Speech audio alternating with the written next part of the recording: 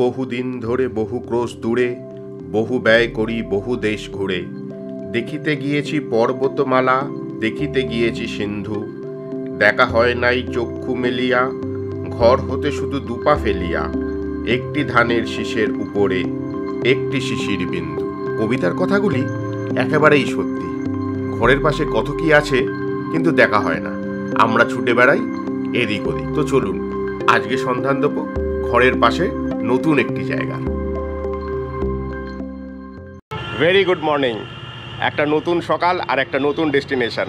আজকে 12ই অক্টোবর 2025।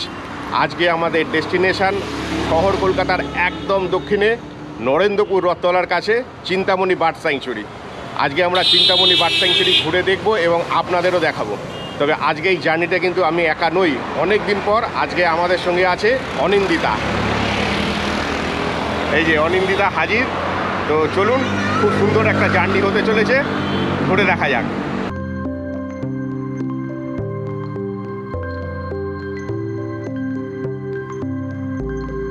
প্রথমে গড়িয়া বারুইপুর রোড ধরে ইস্টার্ন মেট্রোপলিটন বাইপাসের উপর দিয়ে পৌঁছাতে হবে নরেন্দ্রপুর রথতলা মোড়, এবং রথতলা মোড় থেকে একদম বাঁদিকে একটুখানি বেঁকলেই পেয়ে যাব আমাদের গন্তব্য।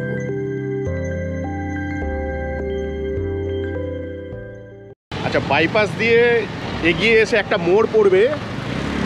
এই মোড়ে সোজা বেরিয়ে গেলে হচ্ছে বারুইপুর, আর লেফট টার্ন নিলে রথতলা। আমরা এই মোড় থেকে বাঁদিকের রাস্তাটা নেবো বাইপাসের উপর থেকে।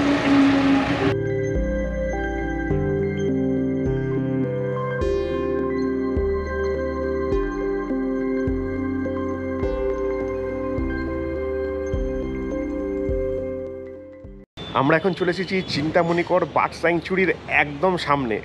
আর টালিগঞ্জ মেট্রো থেকে আমাদের এখানে আসতে সময় লাগলো প্রায় 30 মিনিট। এমন কিছু ডিস্টেন্স কিন্তু নয়। আচ্ছা, ভেতরে ঢোকার মুখেই কাউন্টার রয়েছে।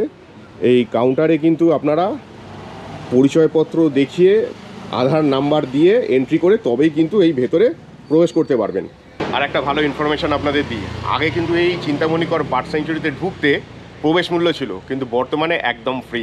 চিন্তামণিকর বার্ড স্যাংচুরি কিন্তু গরমকালে সকাল 6টা থেকে বিকেল 5টা, আর শীতকালে সকাল 7টা থেকে বিকেল 4:30 অবধি খোলা থাকে। তো চলুন ভেতরে প্রবেশ করা যাক।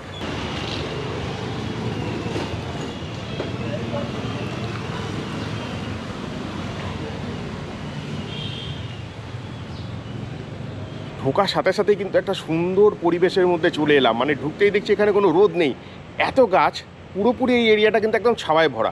ঢুকেই কিন্তু এখানে নিয়মাবলী দেওয়া আছে আমরা কি কি করতে পারবো আর কি কি করতে পারবো না।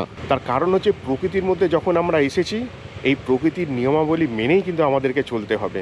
তো শুধু এখান বলে না, যে কোনো জায়গায় আমাদেরকে এমনভাবে থাকতে হবে যাতে এই পরিবেশটাকে আমরা দীর্ঘদিন বাঁচিয়ে রাখতে পারি, এবং সেই নিয়ম আমাদের সর্বত্রই মেনে চলতে হবে। তো এখানে ঢোকার মুখে দুটো রাস্তা আছে, আমরা আগে বাঁদিকের রাস্তাটা ধরে এগিয়ে যাব। আচ্ছা, ঢোকার সাথে সাথে কিন্তু প্রচুর পাখিদের কোলাহল শুনতে পাচ্ছি। তবে একটা জিনিস, এখানে এলে কিন্তু আস্তে আস্তে কথা বলতে হবে। মানে ওরা খুব সজাগ, মানে একটু আওয়াজ পেলেই কিন্তু এদিক ওদিক পালিয়ে যাচ্ছে। মোবাইলের ফোনটা একদম সাইলেন্ট করে নেওয়াই ভালো।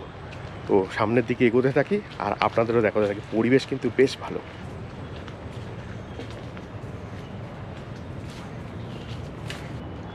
ঢুকেই বাদিকে গিয়ে কিছুটা এগোনোর পরে এখানকার টোটাল একটা ম্যাপ কিন্তু দিয়ে দেওয়া হয়েছে। তো একটু এগিয়ে আবার রাস্তাটা ভাগ হয়ে গেছে, বাঁদিকে একটা রাস্তা চলে গেছে, আমরা এই বাঁদিক বরাবরই আপাতত এগোই। আচ্ছা, এইখানে কিন্তু আসতে হলে বেস্ট হচ্ছে সুভাষগ্রাম বা বারুইপুর স্টেশনে নামতে হবে। নেবে ওখান থেকে অটো ধরে রথতলা, আর রথতলার একদম কাছেই হচ্ছে এই চিন্তামণিকর বার্ড স্যাংচুরি। আর যদি মেট্রোয় আসেন, হাওড়া থেকেও আসতে পারেন। হাওড়া থেকে মেট্রো করে স্প্ল্যানেড, আর স্প্ল্যানেড থেকে নামতে হবে কবি নজরুল। ওখান থেকেও আপনাকে অটো বা ক্যাব করতে হবে। তো ক্যাব করে নেওয়াটাই ভালো, একদম গেটের সামনে নামিয়ে দেবে। এখানে কিন্তু অজস্র গাছ এখানে রয়েছে, এবং প্রচুর গাছে কিন্তু নাম দেওয়া আছে যেগুলো আমার অন্তত অজানা। এখানে দেখুন, এই যে প্রত্যেকটা গাছের সাথে কিন্তু নাম দিয়ে দিয়েছে। এখানে প্রচুর গাছ এখানে আছে, এবং প্রত্যেকটা গাছেই দেখছি ম্যাক্সিমাম গাছেই নাম দেওয়া আছে।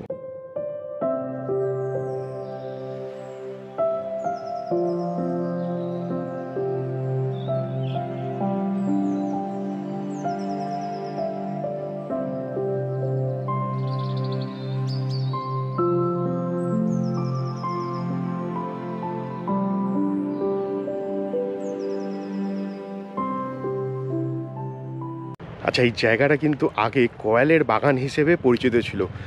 1982 সালে এই জায়গা কিন্তু অভয়ারণ্যের মর্যাদা পায়। আর 2004 সালে এই জায়গার নাম হয় নরেন্দ্রপুর বন্যপ্রাণী অভয়ারণ্য।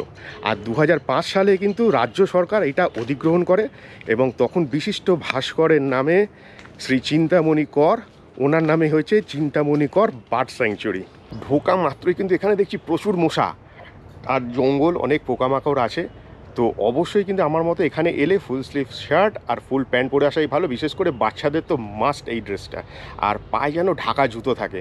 আর সবচেয়ে বড় কথা, বর্ষাকালে কিন্তু আসাটা খুব একটা এখানে উপযুক্ত নয়, বেস্ট হচ্ছে শীতকাল। আর সকালবেলা এলে কিন্তু পাখি সবচেয়ে ভালো দেখা যায়। যদিও আমরা একটু বেলার দিকে এসেছি, পাখি ভালোই দেখতে পাচ্ছি, তবে আমার এই ক্যামেরায় কিন্তু ধরা পড়ছে না। এখানে এলে বাইনোকুলার বা জুম লেন্স ক্যামেরা আনা সবচেয়ে বুদ্ধিমানের কাজ হবে। আচ্ছা, এখানে চিন্তামণিকর বার্ড স্যাংচুরির অফিসটা এখানে রয়েছে। আর এখানে বেশ কিছু পাখির ছবি দেওয়া আছে, মানে যে সমস্ত পাখিরা মোটামুটি আনাগোনা করে সেই সমস্ত পাখির ছবি কিন্তু এখানে দেওয়া আছে। তবে একটা জিনিস বলবো, এখানে এলে কিন্তু অবশ্যই সঙ্গে করে ওডোমস নিয়ে আসবেন। মশা কিন্তু প্রচুর এখানে, মানে এক জায়গায় দাঁড়িয়ে থাকলে কিন্তু প্রচুর কামড়াবে। আমি একটা হাঁটছি বলে অতটা অসুবিধা হচ্ছে না।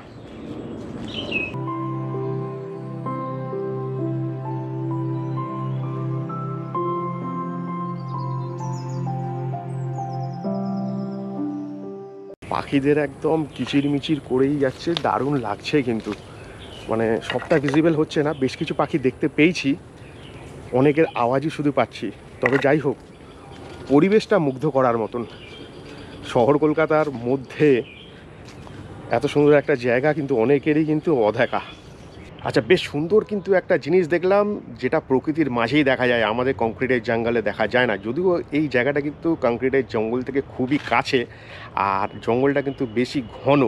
তো এখানে কিন্তু এমন কিছু জিনিস আছে যেগুলো সত্যি দেখার মতো, যেগুলো প্রকৃতির দান। দেখুন, যেটাকে বলা হয় ব্যাঙের ছাতা, কি সুন্দর এই ছত্রাক হয়েছে এবং ডিজাইনটা দেখুন, দুর্দান্ত। তবে জানি না এগুলো খাওয়া যায় কি না, যদি আপনারা জেনে থাকেন অবশ্যই কমেন্টে জানাবেন।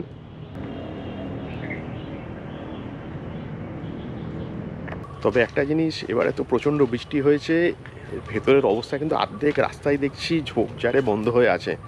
তো এখানে যা কথা বলে জানলাম যে শীতকালে আসাটা সবচেয়ে বুদ্ধিমানের কাজ, কারণ রিসেন্টলি এত বৃষ্টি হয়েছে, অর্ধেক রাস্তা দেখছি বন্ধ হয়ে আছে। আর এখানে কিন্তু একখানা আপনার ওয়াচ টাওয়ার আছে, লোকেশানটা দেখতে পেয়েছি, কিন্তু আমরা ঢুকতে পারলাম না।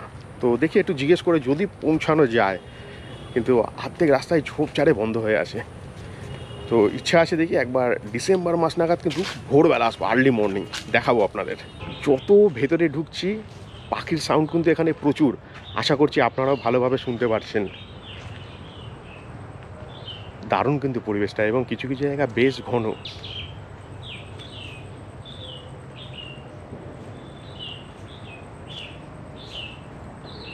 জায়গাটি প্রায় 17 একর জমির মধ্যে রয়েছে। আর এখানে এসে যা জানলাম যে এই অঞ্চলে কিন্তু প্রায় 150 প্রজাতির পাখিদের আনাগোনা আছে। আর শুধু পাখি নয়, এখানে প্রচুর প্রজাপতিও দেখা যায়, যদিও এই মুহূর্তে আমরা দেখতে পাচ্ছি না। আর প্রচুর কীট পতঙ্গ এইগুলো কিন্তু এখানে আছে। তো দেখা যাক আর কিছু দেখতে পাই কি না। এটা এক ধরনের ফুল দেখছি, জানি না এর কী নাম। এইসব জায়গায় এলে এই সমস্ত জিনিসগুলো কিন্তু দেখা যায় বেশ। কলা গাছে বেশ সুন্দর কলা হচ্ছে, আর সাথে লম্বা ডাঁটি দিয়ে মোচা ঝুলছে, দেখুন একবার।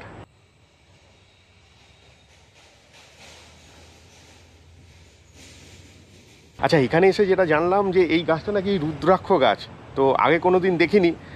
আপনারাও একটু দেখুন, জানাবেন কিন্তু কমেন্টে। জায়গাটি প্রায় 17 একর জমির মধ্যে রয়েছে। আর এখানে এসে যা জানলাম যে এই অঞ্চলে কিন্তু প্রায় 150 প্রজাতির পাখিদের আনাগোনা আছে। আর শুধু পাখি নয়, এখানে প্রচুর প্রজাপতিও দেখা যায়, যদিও এই মুহূর্তে আমরা দেখতে পাচ্ছি না। আর প্রচুর কীট পতঙ্গ এইগুলো কিন্তু এখানে আছে। তো দেখা যাক আর কিছু দেখতে পাই কি না। তবে খুব সাবধান, জঙ্গল কিন্তু প্রচুর।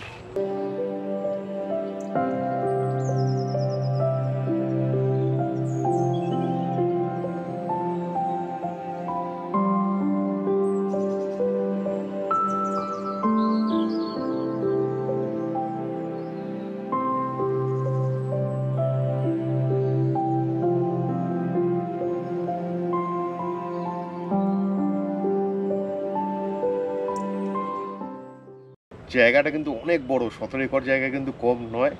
ঘুরতে ঘুরতে কিন্তু অনেকটাই হাঁপিয়ে গেছি। সুন্দর বসার জায়গা আছে, 5 মিনিট রেস্ট নিই, আবার ঘুরে দেখব। জঙ্গলের ভেতরে একদম বেশ সুন্দর কিন্তু বসার জায়গা আছে, তবে মশার উপদ্রব কিন্তু প্রচণ্ড বেশি এখানে। মানে ইচ্ছা থাকলেও কিন্তু বসার বিপদ, মানে বসলেই মশা কামড়াবে, তাই হেঁটে যেতে হবে এবং ঘুরে ঘুরে দেখতে হবে। অল টাইম পাখি কিচিরমিচির করেই চলেছে, আপনারা শুনতে পাচ্ছেন না, প্রচুর পাখি ডাক দিচ্ছে। তবে একটা জিনিস, বাইনোকুলার সঙ্গে করে না আনলে কিন্তু খুব একটা ভালোভাবে দেখাটা মুশকিল। তো এলে বাইনোকুলার একটা কিন্তু সঙ্গে করে নিয়ে আসবেন, বেশ ভালো লাগবে। এত সুন্দর নিরিবিলি পরিবেশ, আর একদম মানে শহরের কাছেই, বেশ ভালো জায়গা। বাচ্চাদের পড়াশোনা, অফিসের ছুটি, এইসবের জন্য তো সবসময় দূরে কোথাও যাওয়া সম্ভব হয় না।